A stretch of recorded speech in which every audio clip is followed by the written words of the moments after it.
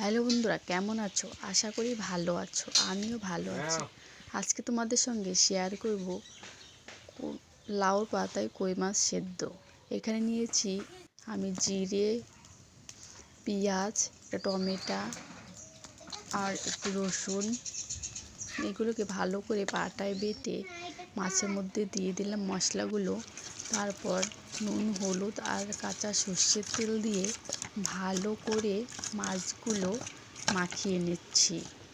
তারপর এইভাবে আমি লাউ পাতা নিয়ে আসছি 5-6টা লাউ পাতা নিচে দুটো দিয়ে তারপর মাছগুলো এর মধ্যে দিয়ে দেব। তারপর উপরে আরও দুটো লাউ পাতা দিয়ে ভালো করে এটাকে বেঁধে দেব, যাতে মশলার তেলগুলো বাইরে বেরিয়ে না আসে। সেই জন্যে ভালো করে বেঁধে দিয়েছি দেখো।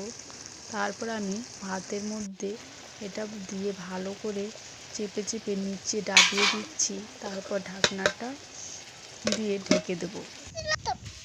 কিছুক্ষণ পর ফিরে আসলাম, দেখুন হয়ে গেছে আমার রেডি।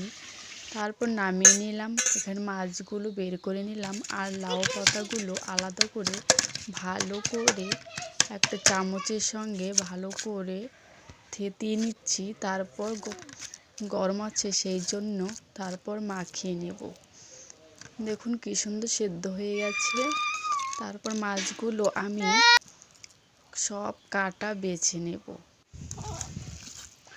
কাটা বেছে এর মধ্যে মাছগুলো দিয়ে একসঙ্গে মাখিয়ে নেব। কে কে এইভাবে খেয়েছো বন্ধুরা বলবে প্লিজ কমেন্ট করে।